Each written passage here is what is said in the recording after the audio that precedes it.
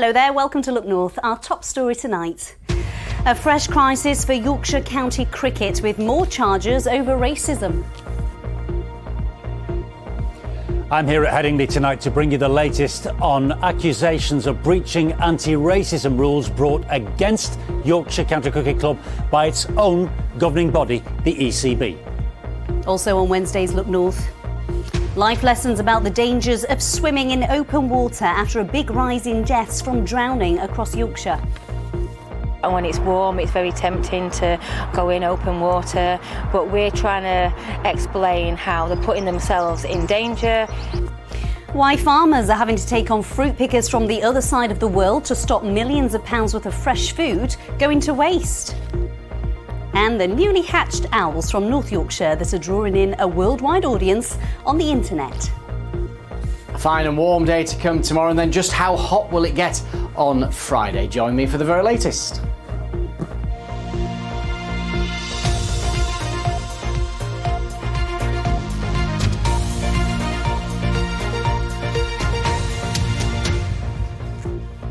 Hello, thanks for your company this evening.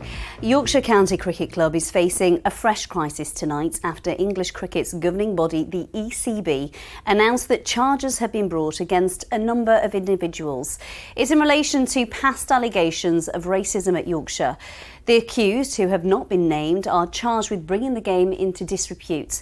The county club itself has now been charged with breaching anti-racism rules.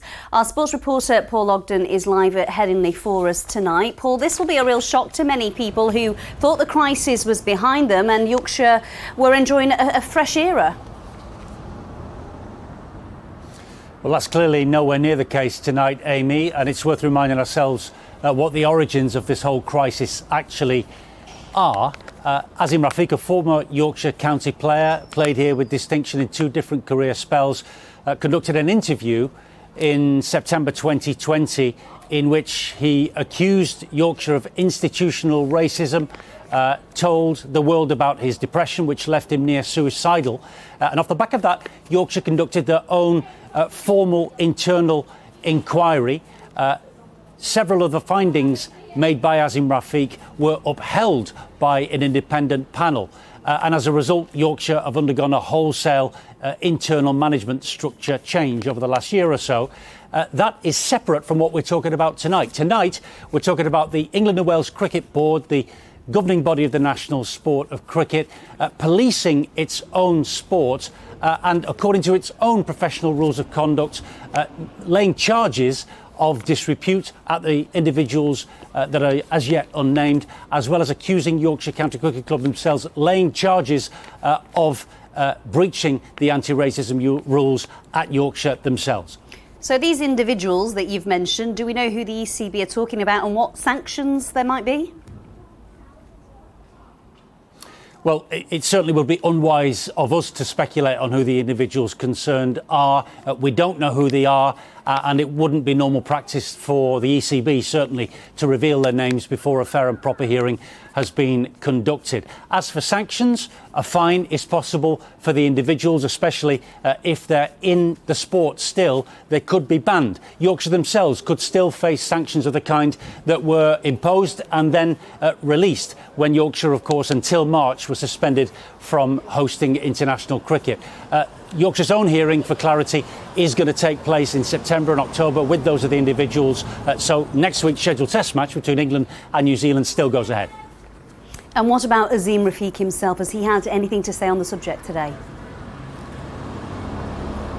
Yes, Azim Rafiq has made a statement himself. He's welcomed today's announcement by the ECB, hopes to move to the hearing quickly, which he has been at pains to make a point of saying should take place publicly. He's hoping that at least the whole issue is nearing a point where he and his family will feel some sense of closure. In the last hour, a new communication, a new development, a government statement, Amy, from Sports Minister Nigel Huddleston, who said, amongst other things, in a very strongly worded statement, that the treatment of Azim Rafiq by Yorkshire County Cricket Club was disgraceful, and the government clearly is supporting the ECB in their response. Paul, thank you. Next tonight, West Yorkshire has one of the highest rates for accidental drowning in the country. With temperatures set to soar this week, people are being warned not to swim in open water. Figures show that last year, 21 people lost their lives in open water in our region. This includes 9 people who drowned in West Yorkshire, which is more than double the number who lost their lives the year before. Well, behind each statistic are, of course, devastated families left to cope with the loss of a loved one. Sam Haycock was just 16 when he died in Ully Reservoir near Rotherham. Since then, his family have become campaigners for water safety. Phil is at Ully Reservoir for us tonight. Phil, it's all yours. Well, Amy, sadly, 2 people have lost their lives. One of them was, as you say, Sam, here at Ully Reservoir. Now, that water behind me may look benign, but underneath the calm surface lurk any number of hidden obstructions and, of course, the effect of cold water shock. Today, young people are being taught about the perils of swimming in open water. Fire and rescue, what's the address of the emergency? A control room operator responds to an emergency call. Thankfully, this is just an exercise. But the onset of summer usually sees a spike in calls similar to this. Okay, what's happening there? There's somebody in the water and they are finding difficulty. This morning, these primary school children from Rotherham were being taught about the dangers of open water swimming and how to deal with a real-life situation. The sun coming out is great in terms of being on the water in a safe environment, but it does encourage children to then get into some difficulty, and certainly with peer pressure we know what that can be like. So at this age they are really taking the information and seeing how vital it is to work along the firefighters and get that message across. 16-year-old Sam Hancock lost his life at Ully Reservoir last May. Now, sometimes, like in body water like this, it's really cold. Following the tragedy, his father Simon has campaigned to improve water safety. I don't want the family going through what we've been through. So, if it means me doing these things, and so be it, I'll do everything I can. It's a really important message, and it might be that one nugget of information that they remember if they ever find themselves in this situation or they come across somebody that's struggling in water. Well, with the weather set to get warmer this week and the hottest day of the year predicted on Friday, this is a timely reminder for young people to be aware of the dangers of open water. We know that young people are the fun seekers, they want to go out, and when it's warm it's very tempting to go in open water, but we're trying to explain how they're putting themselves in danger. If they want to go for a swim, go to a swimming pool, or if they're really keen on swimming outdoors, join an open water swimming club. By embedding water safety knowledge in young minds, it's hoped, should the worst happen, skills like these may one day help save a life. Well, across the UK, 277 people lost their lives through accidental drowning, up 23 on the year before. Now, water safety campaigners say they're not killjoys. They want people to have a good time, simply adhere to the advice and not to cool off in water just like this. Amy. Phil, thank you. So as the weather continues to get warmer, what advice is there about staying safe around the water? Earlier I spoke to Matt Croxall from the Royal Life Saving Society, along with the Coast Guard and other groups. They're part of the National Water Safety Forum. So we'd encourage people absolutely to enjoy going out and enjoy their time in the water, however, to do so in a safe way. We'd encourage people to interact with our resources for Drowning Prevention Week and to make sure that they're fully prepared for going out and enjoying that water. What should you do if you see someone in trouble in the water? So what we advise from the society is to make sure that people don't go into the water themselves to try and help someone who's struggling. Chances are that person could get into the same kind of danger as well. So we'd encourage people to dial 999, to use a flotation device if there's something available, even if it's something temporary, but to make sure that they don't get themselves in trouble as well. So what are your top tips to stay safe if you are wanting to go wild swimming? Well, we'd encourage people to make sure that they acclimatise themselves to the water. Cold water is a particular problem with cold water swimming. Around 71 cases of unfortunate accidental deaths last year cold water shock was a contributing factor. So we want to make sure that people enter the water slowly rather than jumping or diving straight in. And also that they are well versed in all things around water safety. It's not just enough to be able to swim. People need to know how to swim safely as well. And as we've been hearing there, those hidden dangers, if it might look still and calm, actually what lies underneath the water can be very different, can't it? Absolutely. As I say, it's really important for people to learn to swim. But the fact is that often happens in a warm indoor location and people become very used to that. So something like outdoor swimming has its own hazards, and tragically that can lead to terrible accidents, as has happened over the years in the north and in Yorkshire in particular. Matt Croxall, thank you for your time. Thank you.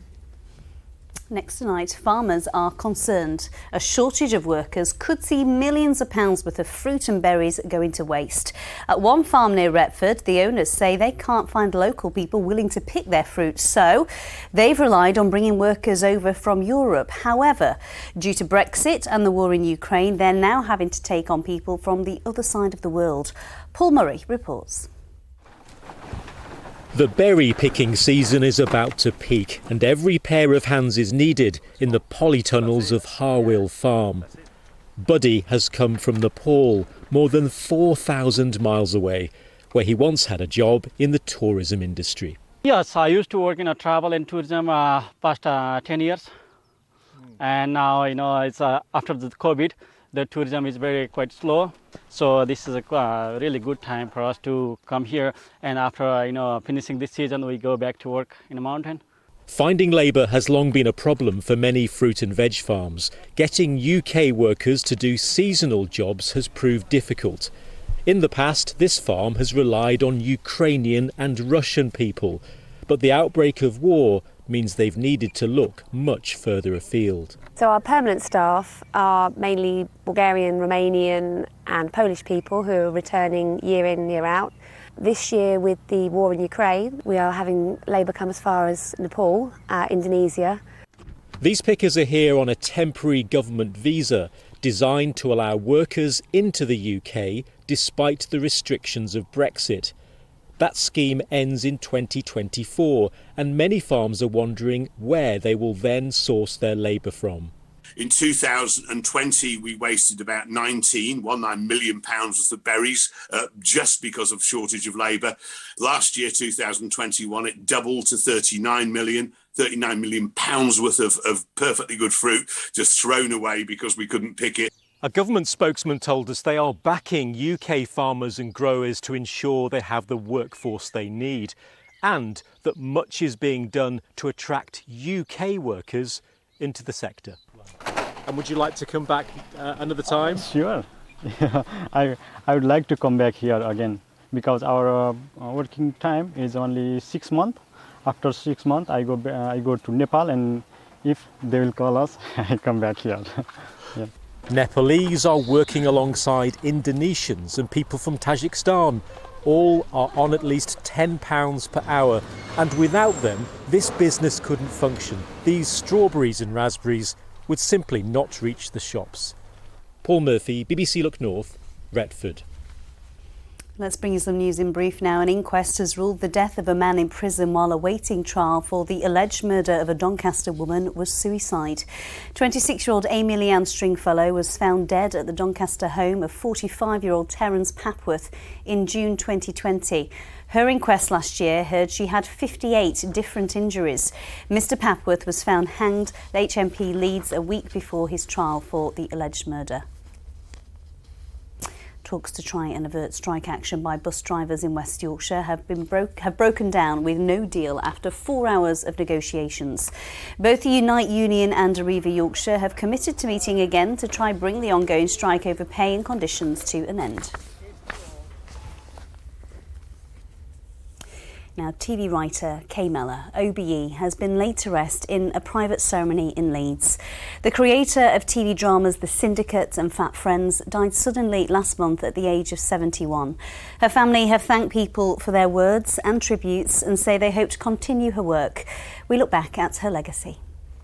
So I was about 25 when I decided I was going to go back into further education because my children had grown up a little bit. Well, grown up, they were at school.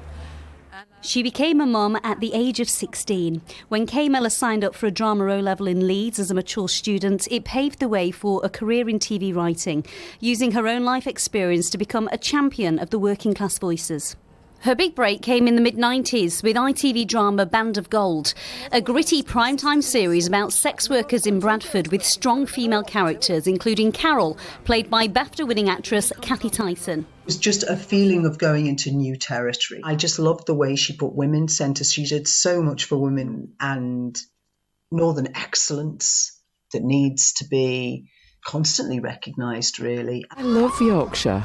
You know, I love it, and I love to work with people that are Yorkshire people. Kay passionately championed northern talent and set up a production company in Leeds to make successful series such as Fat Friends and The Syndicate. Actress and writer Kat Rose Martin was the first recipient of the Kay Mellor Fellowship, a development programme with the Leeds Playhouse to nurture new talent. I don't think I'd be here if it weren't for Kay, because I think, you know, there's so much on television that we see that isn't in my voice, that working class northern voice, and yet Kay's out there with Band of Gold, The Syndicate, Fat Friends, Love, Lies and Records, and there you go, there's these women that sound like I do, that look like I do, and suddenly you go, oh my goodness, if she can do it, if those actors on that screen can do it, then so can I. The television infrastructure that she created in the north is something that we have to continue. Kay maintained strong links with the theatre world throughout her career, adapting some of her on-screen work for the stage. The world premiere's happening right here in Leeds, you know, Fat Friends the musical. I couldn't have dreamt it, really. What did it mean for the theatre that Kay wanted to open her shows here? Oh, absolutely everything. She brought in a whole new audience. Band of Gold enjoyed a successful theatre tour and new productions were being worked on before her sudden death last month. People will want to know these stories because they're classic stories which will have a life many, many years from now. Kay's family worked closely alongside her, both behind and in front of the camera. Today they said, "We are heartbroken and miss her terribly, but we hope to continue her legacy." Kay was awarded an OBE for her contribution to drama. What she gave the creative industry in Yorkshire will live on. A beautiful lady inside and out, and she'll be missed by many. Sport now. Team England's Commonwealth Games cycling team was confirmed today and includes a healthy Yorkshire contingent. Former British champion Connor Swift and Ben Turner, both from South Yorkshire, will be key members of the road race squad. Maddie Leach from Huddersfield will ride track, and North Yorkshire's riding road star Abby Smith will race in the time trial and road race events once the games start in Birmingham in July. It's such an honour, really is, because I remember in primary school actually, you probably know I draw a bit and things, and we used to do all these arty crafty things, and I remember drawing myself in a Team England skin suit. It's been a dream since I was 10 or so to be a professional athlete in whatever sport that is, and to be at the Commonwealth Games, which only comes around every 4 years. It's really, really special. And in cricket, Yorkshire lost their match at Hampshire by 2 wickets. The victory was Hampshire's first over Yorkshire at home in the Championships since 2008. Well, it's gorgeous out there, isn't it? Do you fancy a pint? There you are. Do you fancy a pint? How about we meet you at the White Locks? It's already Leeds' oldest pub. It's just had its listed building status upgraded thanks to an interior which is largely unchanged since the 1890s. It's moved up to a Grade 2 star building. In heritage terms, that makes it more important than the Telecom Tower or Abbey Road Studios. Wow! Well, drink to that. Tom Ingalls sups up the atmosphere. Half a step from Briggate, a whole leap back in time. Inside White Locks, the copper countertop has a reflection deeper than a bottomless pint. The interior that you see here dates back to 1895. Do you ever ask people to get their feet off the seats or be careful with that woodwork? Yes, every now and then, we'll see people sort of hanging off some of the brass fixtures and leaning on the stained glass windows. So yeah, we have to every now and then just tell people just to mind themselves, but most people are very respectful of the space. Ladies lunching, gents gassing. All liquid life is here. Praised by poets, this belting boozer has just gone up further in the world. It was Grade 2 listed, now it's Grade 2 star. It's the historic interest, the kind of social, cultural side of Leeds life. You've got an amazing bar counter. These are really rare, and this one's extra special. You've got the separate food and drink servery, the copper top for the drinks and the marble for the food. In Leeds itself, other kind of Grade 2 star buildings would be the Grand Theatre. You've got the City Varieties 2-star. Further out in Leeds, there's the lodge and entrance gateway to Harewood House. So it's in a good league of buildings. Hi, I'm Sue. And Sue, what have you been in here for today? Oh, having lunch with my very good friend Liz. I think it's excellent, and I think it's immensely well deserved. This is a beautiful place. It's an absolute treasure. It's a gem. I think it's well deserved. It's beautiful. It's a Leeds institution, isn't it? Been here for an awful long time, and I think me and other people in the city love it. I'm visiting from California. My father-in-law showed me a picture and said, if you go to a pub, go to this one. And he was right, because they don't make them like this anymore. Raise a pint to pub perfection. Now even more official than before. Tom Ingle, BBC Look North, Leeds. Now, artist Robert Fuller is renowned for his realistic wildlife paintings. But now it seems it's his real-life creatures in Thixondale that are attracting viewers from across the world. Just take a look at these videos taken from feeds of barn owls in the North Yorkshire countryside. They're so cute, aren't they? People as far away as Japan are tuning in to watch our feathered friends, and they're also making their own friends through an online community of avid nature spotters. Well, Robert joins us live now. You've got your paintbrushes there, but you've got the live feed in the background, I can see, Robert. So tell us about this. You set... They're beautiful. You've got 4 of them there, haven't you? You set this up in lockdown, didn't you? And it's continued to attract attention from across the world. Tell me about some of the people and places where they are that are watching.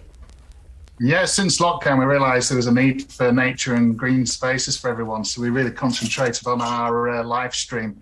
And it's just literally gone crazy. We've got 1.2 million followers and subscribers now. And literally we have tens of millions of people every month tuning in to our live streams and our edited videos that we make of this beautiful wildlife. Well, we've got some pictures here of people who have sent pictures in of them watching the live feed. So there's the Statue of Liberty there. So they're in New York. That's Japan. We've also got pictures. Oh, there we go. There's a parrot in, is it Mexico? And we've also got a picture of a bar. And we're going to hear from Niels, who works in the bar in the Netherlands. He sent us this message. My name is Niels van Dalen. I'm a bartender from the Netherlands. I work at a bowling alley, and we've recently been watching Robert Fuller's live stream instead of sports. A lot of people are very positive, and they ask me a lot of questions. They're like, oh, is that live? Where can I find more of this? Well, I know I'd rather be watching Feathered Friends than sport, but what is it you think people love about this, Robert?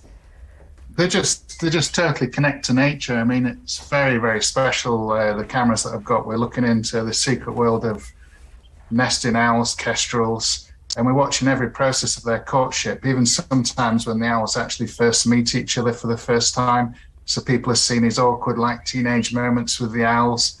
With the courting process, and even through from the egg laying, incubating, chicks hatching, all of the dramas along the way, and then right way through until fledging. So people are literally tuning in for months on end every day to watch these live streams. And we can see that live stream, I think, now. We can see some of those little feathered friends hatching. There they are, just so beautiful. And you've created this really unlikely community online, haven't you? Tell me about that briefly. Yeah, I mean, that's something I didn't really expect in a way. I was like sharing the wildlife because I've been watching all this stuff for years. And now with all modern technology and live streaming, we're able to share that literally across the world to virtually every country, and that's completely for free on YouTube. But the community that we've formed, there's every day on the live stream there can be well over 10,000 people tuning in every single day. Wow. And sometimes even double that some days. That's that great. tune in. Robert, I'm so sorry to cut in. I'd love to talk about this all night, but we've got to get to Paul and the forecast, but I'd rather carry on talking to you. Thanks so much for your time, and I'm sure we'll catch up about this again soon. All right, cheers, Anne. Bye-bye. Now, for those of us with clear skies last night, we were treated to a supermoon. It could be seen all around the world, but it was most spectacular in our region. It's known as a strawberry moon because it coincides with the harvest ripening. It moves closer to Earth, so it appears very large.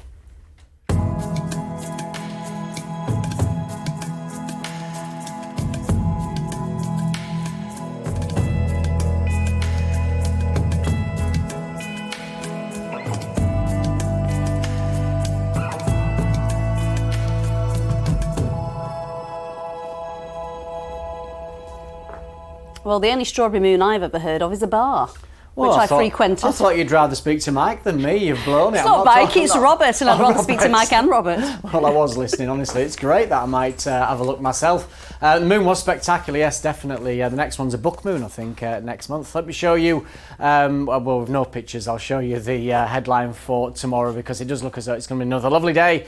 And then we've got that burst of heat we've been talking about all week, a one-day wonder, but temperatures could threaten the record for June. We've got to get above 31.4 in Sheffield. We might not make it, but we won't be a million miles away. Let me show you what's happening. High pressure in charge. We're going to drag up some hot air from France and Spain on Friday. Then this cold front sweeps it all out of the way on Saturday. And where those two air masses meet, there's some uncertainty, but there is the potential for showers and local thunderstorms. But there could well be just to the south of us, but nevertheless, it will be a lot cooler on Saturday and Sunday. Now, it's clouded over, but it's clearing up, so hopefully we'll see some sunshine sweeping back in from the southwest through the course of this evening.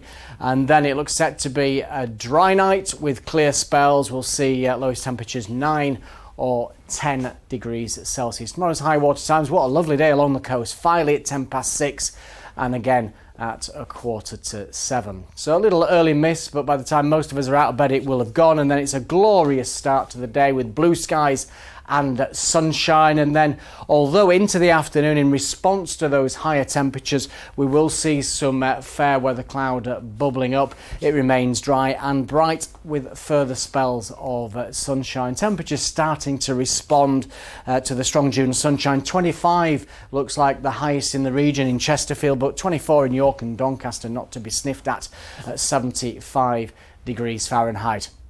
So on to Friday then, lots of sunshine, it looks dry, temperatures 31 degrees, that's up to 88 Fahrenheit. Look at that collapse in temperatures though, back down to 16 with the risk at least for a time of some rain on Saturday. That's it. Better stock up on ice pops. If you, I suppose so. It's what everyone wants in my house when the sun's out. That's it from us. Right. Ian White with the late news. Bye-bye.